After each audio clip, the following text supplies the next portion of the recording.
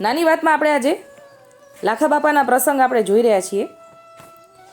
એ પુસ્તકમાં જ 57મું પાનું, આમાં પાનું લખ્યું છે 56 અને 57મા પાનામાં પ્રસંગ પહેલો છે પ્રતાપગઢનો. લાખા બાપા એક વખત ભાદરવા વધી ચતુરાદશીનો ઓછવ હતો.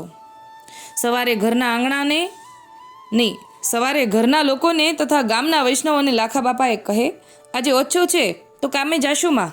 પણ જુવાન છોકરાઓને તો મનમાં થયું કે મોલને પાણી તો પાવું જોઈએ ને, તો પાણી ન પાઈએ તો વાડ અથવા રજકો સુકાઈ જાય.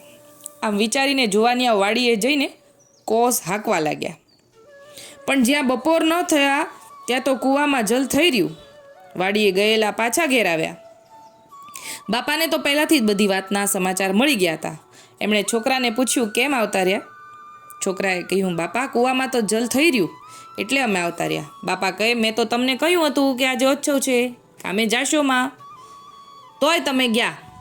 હવે વાડીએ જાવું એ તો તમારી મરજી. છોકરાઓએ નરમાસથી કહ્યું, બાપા હવે અમે વાડીએ જઈને શું કરીએ? પછી અમાસને દિવસે સવારે અપરસમાં નાઈને લાખા બાપાએ નદીમાંથી જળની ટબુડી ભરી, એટલે નાની લોટી ભરી, વાડીએ જઈને ભગવત સ્મરણ કરીને મંડાણ ઉપરથી ટબુડીનું જળ કૂવામાં રેડ્યું. ત્યાં તો પાતાળમાંથી જળનો ધોધ વછૂટ્યો અને પાણીના જોશથી કાંકરીઓ ઉડવા લાગીને 1 કલાકમાં તો કૂવો ચિક્કાર ભરાઈ ગયો. બાપાએ છોકરાઓને કહ્યું કે હવે તમે ઠાકરનું નામ લઈને કોસ હાંકો.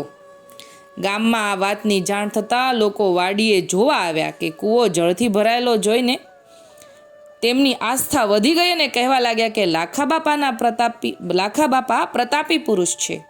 આ સાંભળી લાખા બાપાએ હાથ જોડીને દિનતાથી કહ્યું કે મારામાં કાંઈ નથી, મારા પ્રભુનો પ્રતાપ મોટો છે. મારી લાજ પ્રભુ શ્રી ગોપેન્દ્રજીએ રાખી.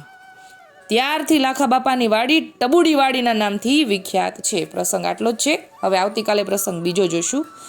લાખા બાપાને આપણા દંડવત પ્રણામ પહોંચે.